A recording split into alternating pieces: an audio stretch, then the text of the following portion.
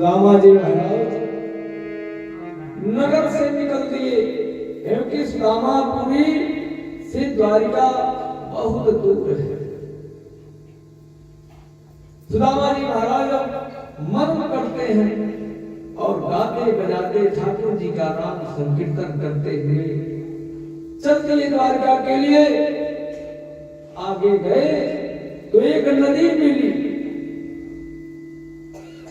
नदी सुदामा जी जाकर के केवट से कहते हैं, भैया मुझे उस पार कर दो, नैया ले जाई पारे कन्हैया जी, नैया ले आवा जाई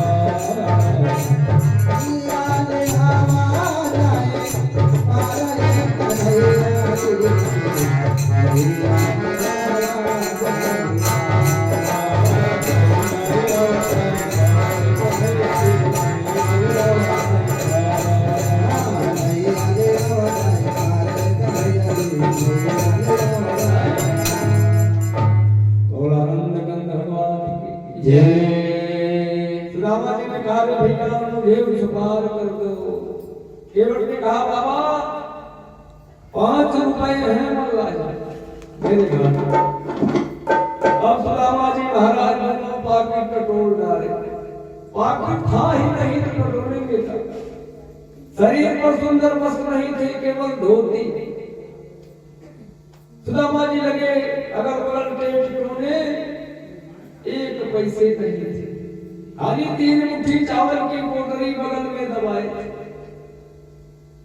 उधर भगवान द्वारिकाधीश भी समझ गए, सब उनको पता हो गया कि आज मेरा मित्र मुझसे मिलने आ रहा है, लेकिन घाट पर आकर खड़ा, उसके पास 1 पैसे नहीं कि नदिया को पार कर जा। सुदामा जी ने कहा, भैया अब मैं द्वारिका नहीं जा पाऊंगा, मालूम पड़ गया। सुदामा जी अपना गमछा उतारे और उसी घटवा पर बिछा के सो गए। सुदामा जी ने कहा, जिसको गर्ज होगी वही मुझको ले जाएगा। सुदामा जी सो गए। द्वारिका से भगवान देख रहे थे कि मेरा मित्र पैसे के बिना मेरे पास आ नहीं रहा। भगवान अपनी माया से सुदामा जी की निद्रा अखंड कर दिए और अपने गरुड़ वाहन से कहे कि महाराज पक्षीराज गरुड़, देखिए मेरा बाल सखा पड़ा हुआ है, जाइए अपने पीठ पर बैठा करके द्वारका के गेट पर उतार दीजिए। लेकिन महाराज सावधान रहना, अगर सुदामा की नींद खुल गई तो आपके पिछला पर से टूट जाएगा, लेकिन बैठेगा।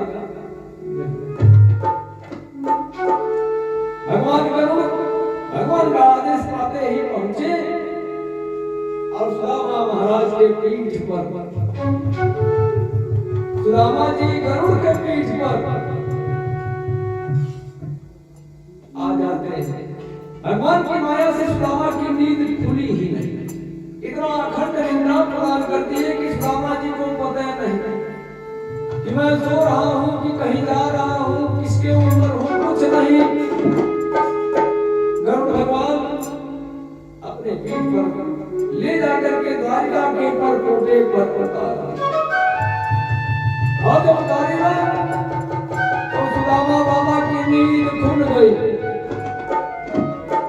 जगे तो इनकी आंखें चकाचौंध हो गई। अरे भैया, अभी तो मैं नदी के किनारे सोया था, ये तो बड़े बड़े दरवाजे हैं, बड़े बड़े गेट हैं, द्वारपाल खड़े हैं, कहाँ आ गए? सुदामा जी की हेकड़ी बंद हो गई। सुदामा जी उठ करके द्वारपालों से पूछे भैया द्वारिका कितनी दूर है?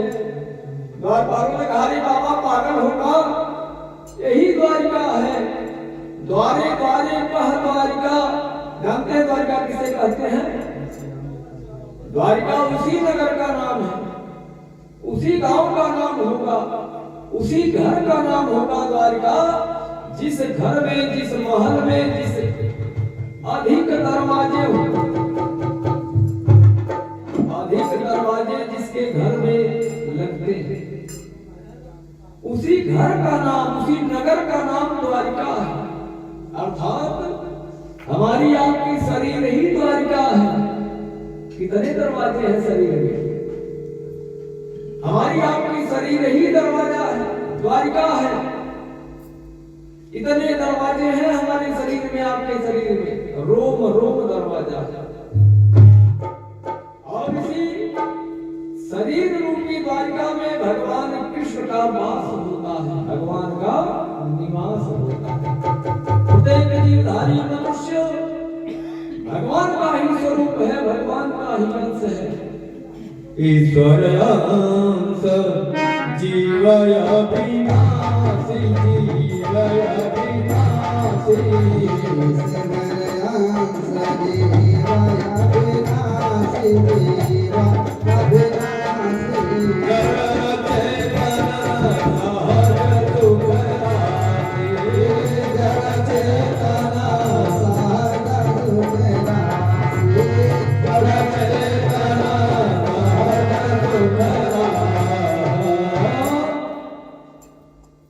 हमारे आपके शरीर में भगवान का अंश निवास करता, भगवान स्वयं वास करते हैं। अगर भगवान की कृपा हमारे आपके ऊपर नहीं होती ना, तो हम आप एक क्षण भी नहीं चलते। अभी यह जिह्वा पापनी बोल रही है, क्षणार्धम एव न जानाति विधाता किम करिष्यति। एक क्षण का, एक पल का भी विश्वास नहीं है कि भगवान क्या कर देंगे। मेरे कहने का मतलब है कि भगवान का वास सबके शरीर में है, और यही शरीर द्वारिका है, जहाँ भगवान का निवास होता है, जहाँ भगवान बसते हैं। उसी गांव का, उसी नगर का, उसी शरीर को द्वारिका करते। बोले आनंद कंद भगवान। कैसे आऊं ए कन्हई, कैसे आऊं ए कन्हई, बड़ी दूर नगरी, बड़ी दूर नगरी, कैसे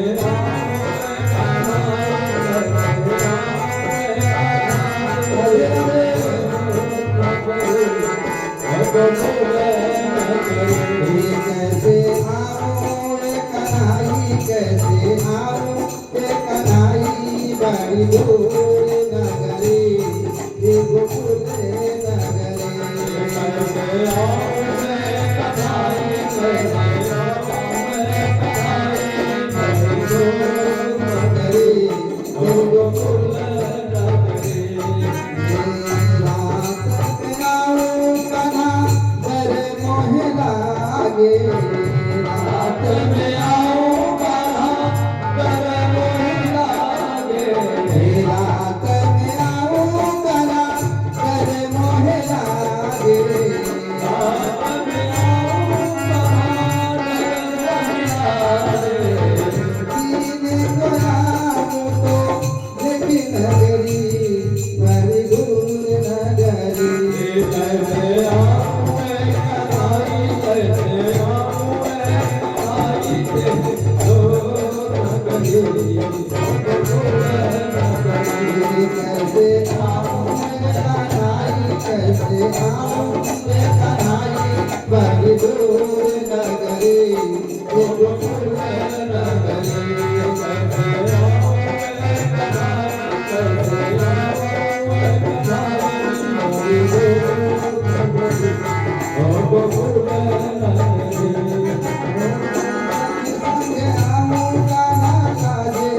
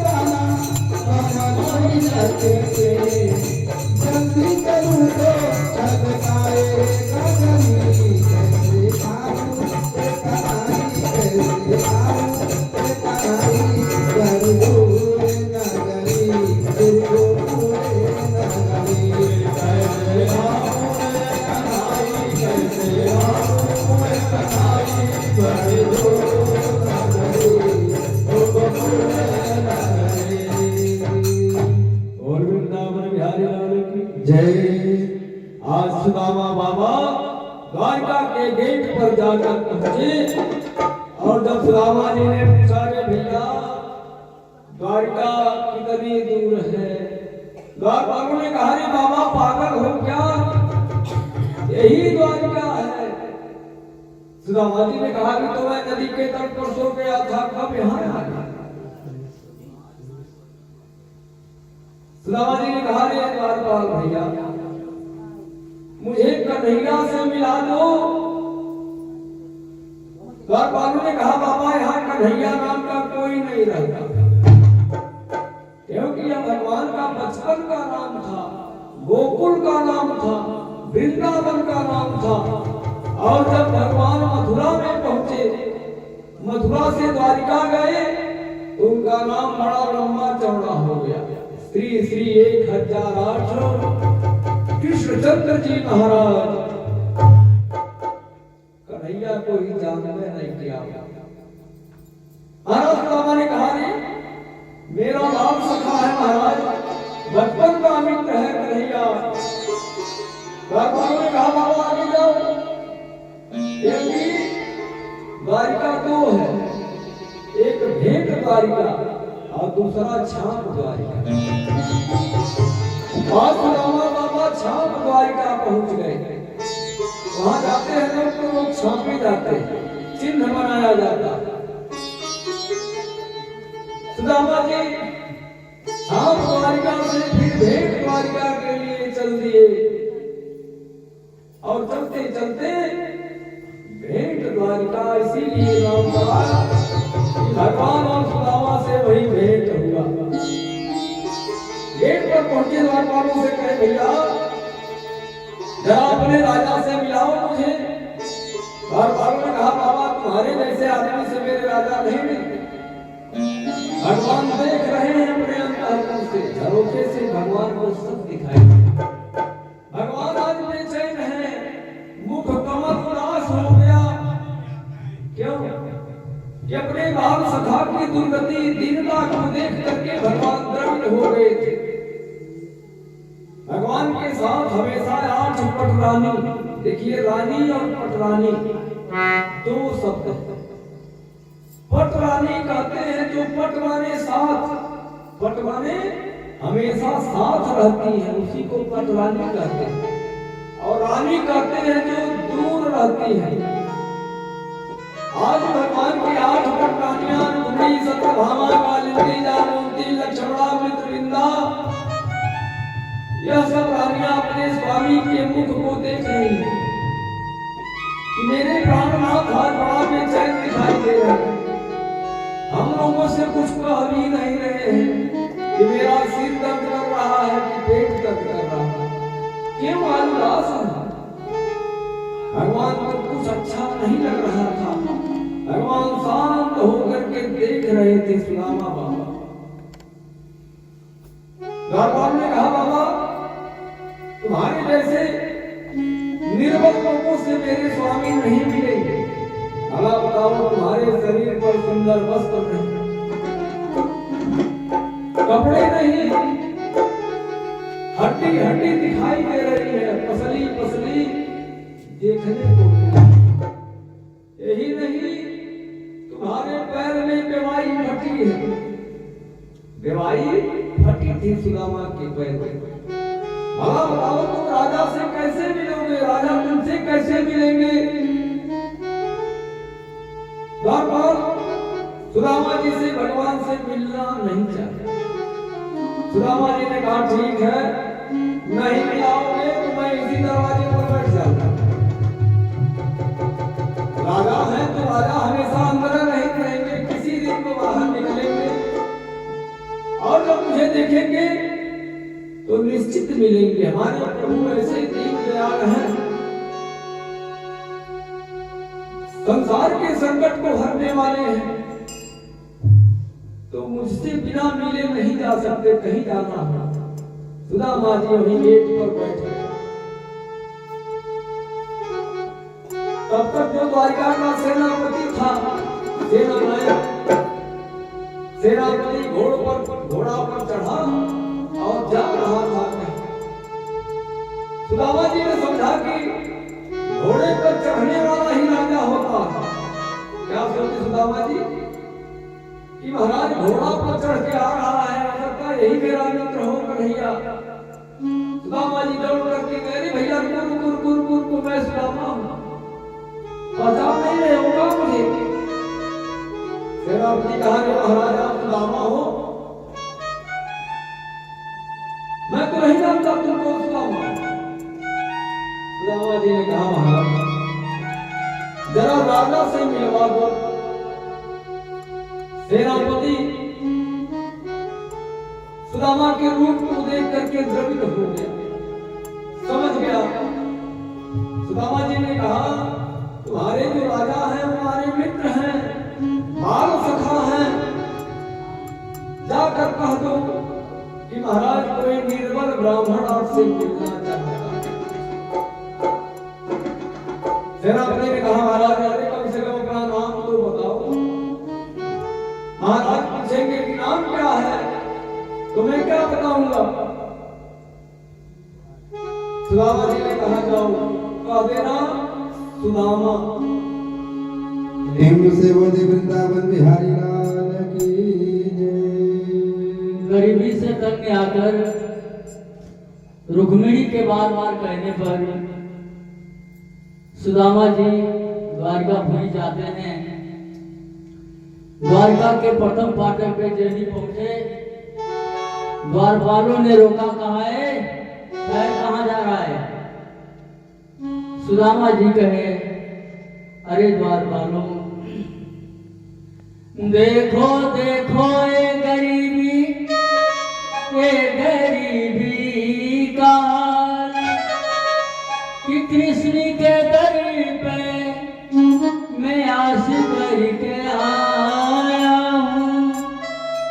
मेरे बचपन का यार है मेरा साथ, यही सोच करी विश्वास लेके आया हूँ। अरे द्वारपालो कन्हैया से कह दो, अरे द्वारपालो कन्हैया से कह दो कि मिलने सुदामा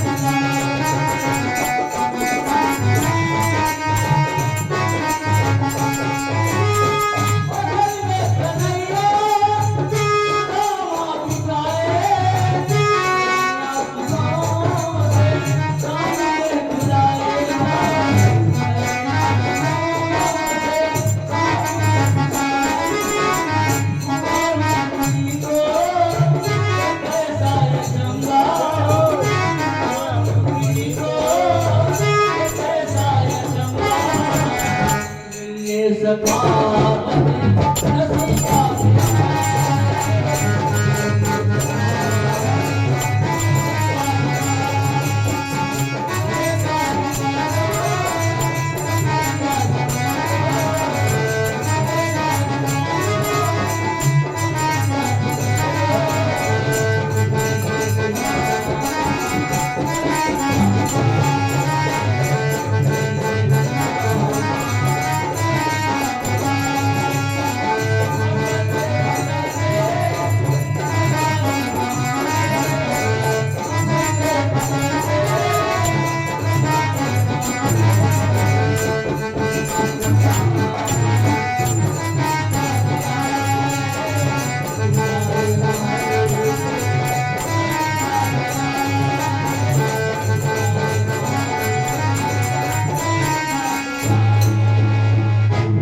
बोले वृंदावन बिहारी लाल की जय।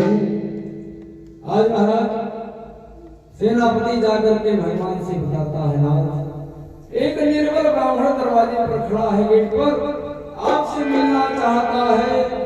भगवान ने कहा, अरे सेनानायक, उसका परिचय तो बता दो मुझे, किस रूप का, किस ढंग का, क्या पहना है, पहनावा क्या है।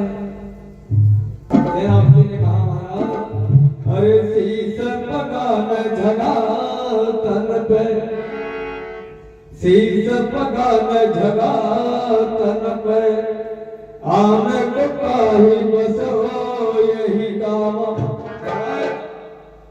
उसके शरीर पर शीश पका, सिर पर कोई पगड़ी नहीं, न झगा तन पे, शरीर पर कोई सूत नहीं, पता नहीं कहां से भुला भटक करके आ गया।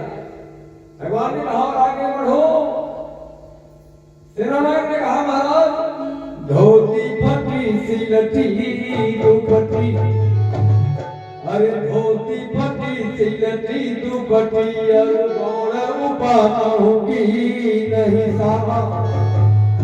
महाराज उनके धतिया में 8 जगह गांठ लगी हुई, सिलटी सीला हुआ है, और पाँव पानों में नहीं सामा, पैर में जूता भी नहीं, चप्पल भी नहीं, खड़ाम भी नहीं। भगवान ने कहा, और बढ़ो।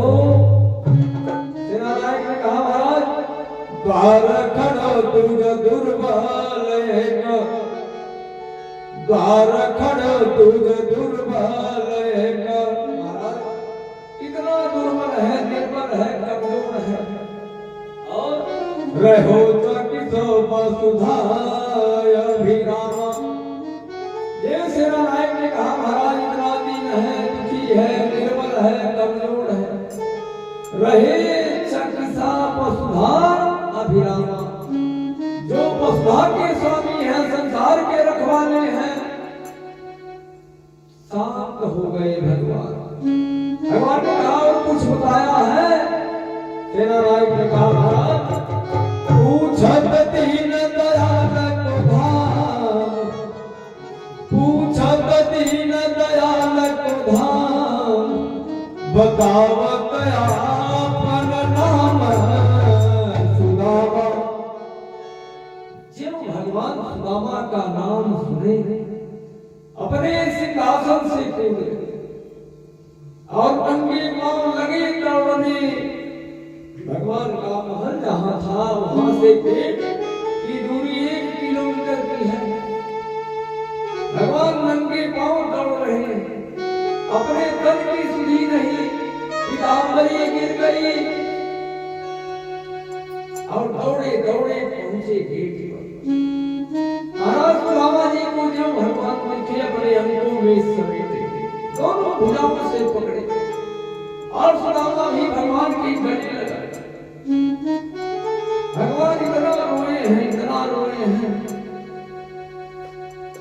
जितना भगवान रोए उतना ही सुदामा।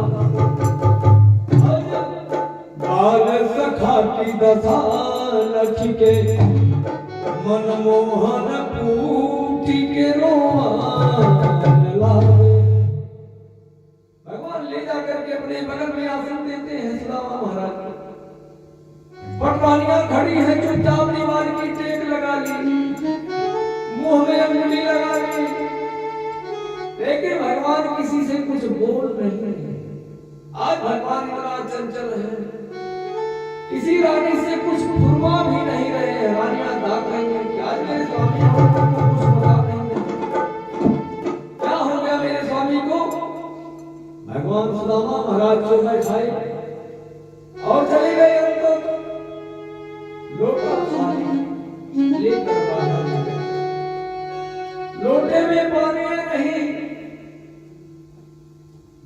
झारी पीतांबर से पग धोई। अपने पीतांबरी से भगवान सुदामा जी के पैर में जितनी धूल मिट्टी थी झारी पीतांबर से पग धोई। बड़े विधि से प्रभु को आन लागे। धूल मिट्टी सफा हो गया, झाड़ लिए। अब भगवान दोनों हाथों से उनके पैर को दबा रहे हैं। चापत पावन की बहुरी सब मार्ग के श्रम को मान लागे। इतना भगवान ने दबाया सुदामा के पैर को कि सुदामा जी का थका दूर हो गया। सुदामा जी को नींद आ गई। भगवान ने कहा सुदामा उठो। सुदामा जी जब करना हो गए उठ गए। भगवान सुदामा के पैर को धोना शुरू किए। लोटे में पानी नहीं था, नैनन के पग से नैनन के जल से पग धोए। भगवान इतना आंसू गिरा, उसी आंसुओं से आज सुदामा महाराज के पैर को धोना। सुदामा जी को बैठाए। भगवान 56 का मतलब ऐसा नहीं समझिएगा कि 55, 56, 57। उस मिठैया का नाम ही है 56। है अकेला लेकिन नाम है 56। जैसे भगवान 52 अवतार लिए। 52 का मतलब है ना ये 51 देवता नाम है 52। आज भगवान सुदामा महाराज के लिए 56 भोग लाए। और सुदामा बाबा कभी देखे भी नहीं थे कि 56 भोग कहीं दर्शन हुआ हो। अब सुदामा जी बड़े चतुर हैं। सुदामा जी ने सोचा कि मैं कैसे इसका भोग बनाऊं। सुदामा जी तुरंत भगवान के हाथ को पकड़े, अरे कन्हैया तुम भोग लगाओ। भोग जब लगा लूंगी ना तो पता खुदा प्रसाद मुझे मिल जाएगा। सुदामा जी सोच रहे थे कि सभी रानियां खड़ी हैं, अगर मैं खा जाऊंगा एक ही बार तो कहेंगी बड़ा निर्बल है, बड़ा गरीब है। पूरा का पूरा खा गया। जैसे बड़े आदमी लोग नहीं बस टेस्ट लेते हैं, चीख लिए चला गया। आज सुदामा महाराज भगवान के हाथ को पकड़े, अरे कन्हैया भोग लगाओ, जब तुमसे बचेगा मैं उसी का प्रसाद ग्रहण कर लूंगा। भगवान समझ गए कि सुदामा की चतुराई अभी गई नहीं। भगवान तुलसी दल डाल दिए।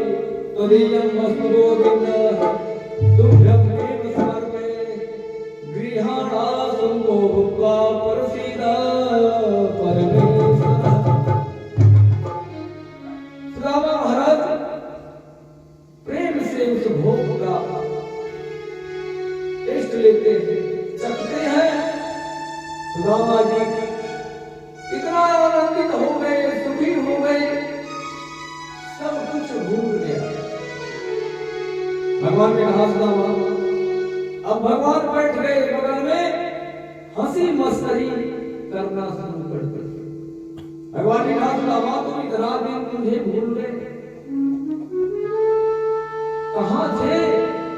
सुदामा जी ने कहा हम तो भूल ही गए थे, आप ही कहां मुझे याद किए कभी।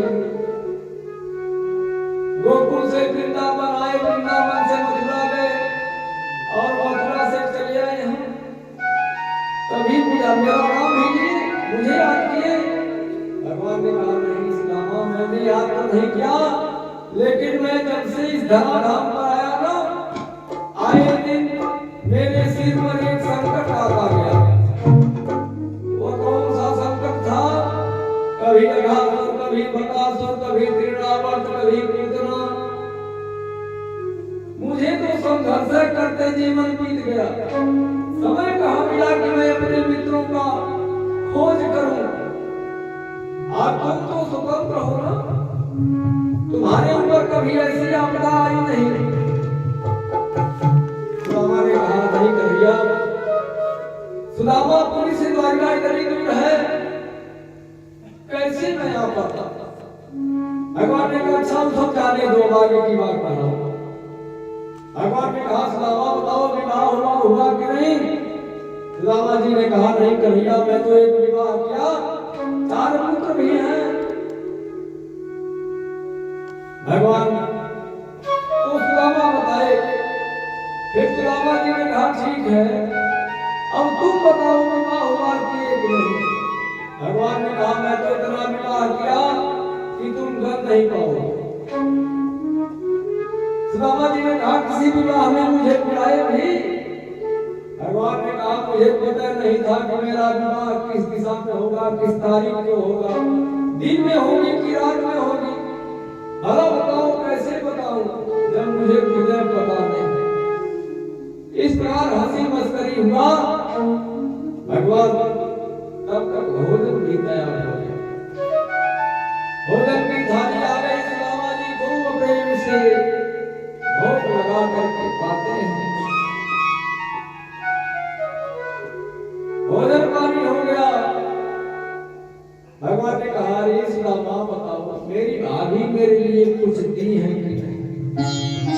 अब सुदामा जी बेटा गए, वही सावधान हो गए कि भला बताइए, मैं राजा के दरबार में बैठा हूँ, सभी पटरानियां खड़ी हैं, मैं फटा पुराना पोटरी कैसे बाहर करूं? लगे कभी दाएं कभी बाएं छिपाने। भगवान ने कहा, सुदामा भी तुम्हारी आदत गई नहीं। भगवान बगल में हाथ डाल के पोटरी खींच ली और भरी सभा में खोल दी। बोले वृंदावन बिहारी लाल की। और खोल करके जेब में एक फांका लगाए।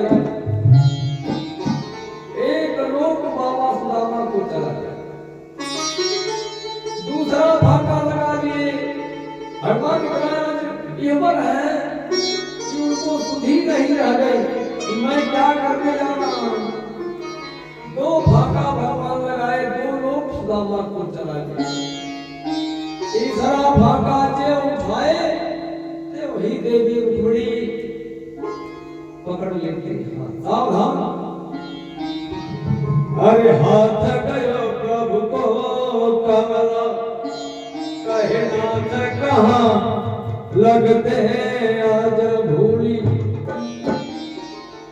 हाथ गयो प्रभु को कमला, कमला का मतलब देवी रुक्मिणी जी हाथ को रोक दी। सुदामा जी को कष्ट हो गया कि मेरे सामने पत्नी इनके हाथ को रोक दी। भगवान समझ गए कि बड़ा स्वाभिमानी है सुदामा, इसको दुख हो गया। भगवान तुरंत पलट दिए।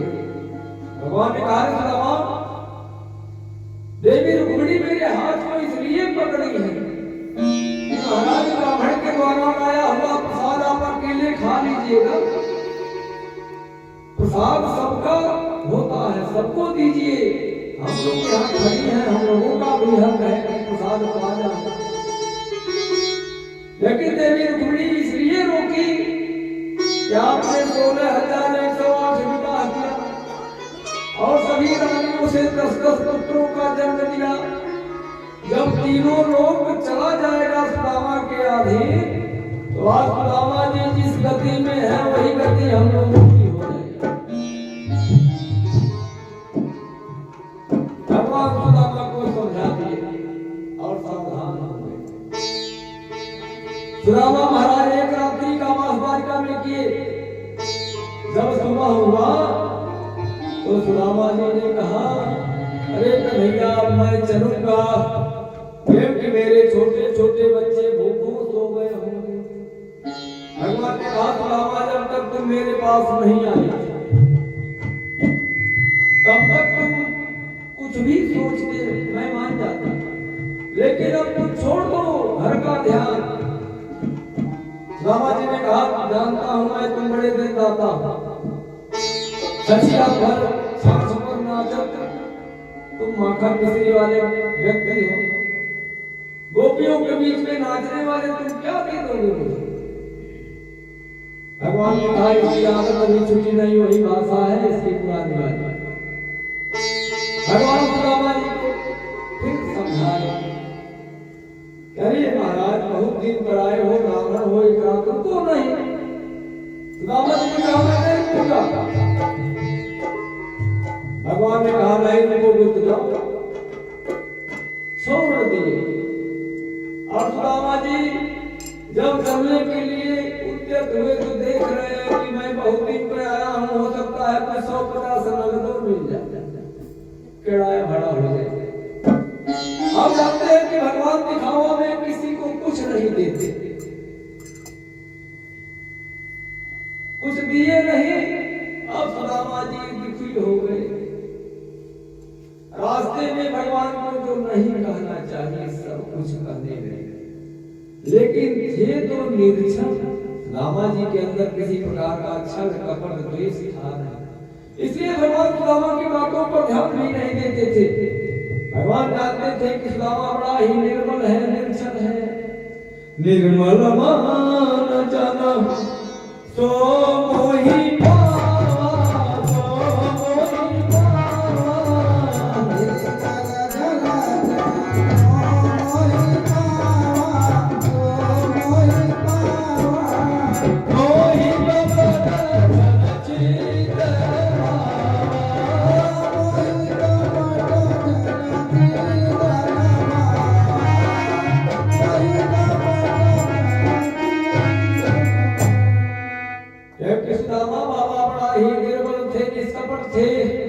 किसी प्रकार का कपट उनके जीवन में था ही नहीं। जो कहना सुनना था वो सब सामने कह देते थे। सुदामा महाराज फिर अपने नगर के लिए प्रस्थान कर दिए। बोलिए वृंदावन बिहार लाल की जय। अब रास्ते में जब आए तो ही नदियां मिल गई। कौन नदियां? जहां सुदामा जी सोए थे। सुदामा जी ने सोचा कि वही दुख मेरे सामने फिर आ गया, क्या करूं? सुदामा जी फिर वही सो गए। जिसको कर्ज हो कि वो मुझे पहुंचाएगा, जब एक पैसे नहीं तो कैसे जाऊं? सुदामा जी सो गए। केवट ने कहा बाबा क्या 5 रुपया हो गया क्या तुम्हारे पास? सुदामा जी ने कहा 5 पैसे नहीं, 5 रुपए की बात करते। भगवान देख रहे थे कि मेरा वाल पुनः जा करके वहीं फंस गया। तुरंत ही अपने गरुड़ वाहन को आदेश दिए। गरुड़ पक्षी जाते हैं और सुदामा जी को अपने पीठ पर धारण कर ले जाकर के सुदामापुरी गेट पर उतार दी। सुदामा जी पहुंचे तो देखे कि भैया अभी तो मैं नदी के तट पर सोया था, अब यहाँ चला है। सुदामा जी की महल तैयार हो गई, द्वारपाल हो गए। सुदामा जी लौट कर कहे द्वारपाल यही मेरी एक छोटी फूटी झोपड़ी थी, भैया कहाँ गई? द्वारपाल ने कहा बाबा आगे बढ़ के खोदो। सुदामा जी ने कहा ये महल किसका है? द्वारपालों ने कहा बाबा यह महल सुदामा महाराज का है। सुदामा जी विचार कर रहे हैं कि हो सकता है भाई मेरे नाम का कोई राजा रात्रि में अपना महल खड़ा कर लिया मेरी झोपड़ी पे। फिर सुदामा जी मन चिंतन करते हैं, द्वारपालों से कहा अरे भैया अगर राजा से मुझे मिलवा देते तो मैं उन्हीं से पूछता कि मेरी झोपड़ी कहाँ चली गई। द्वारपाल ने कहा महाराज राजा है नहीं, द्वारिका गए हैं। अब सुदामा जी शांत हो गए कि मेरा ही नाम सुदामा, मैं ही द्वारिका गया मेरे नाम के बहुत लोग संसार में हैं। रामा जी ने कहा अच्छा ठीक है, राजा नहीं तो रानी में से मिलवा दे। अब बार जाके कहते हैं, अरे रानी जी दरवाजे पर एक निर्बल ब्राह्मण खड़ा है, आपसे मिलना चाहता है। देवी सुशीला को जब सुनाई दिया निर्बल ब्राह्मण, तो देवी सुशीला समझ गई कि मेरे स्वामी ही है। देवी सुशीला आरती की थाली सजाई और जला करके अपने स्वामी की आरती के निमित्त बाहर निकली। जलती हुई थाली को देख करके सुदामा जी डर गए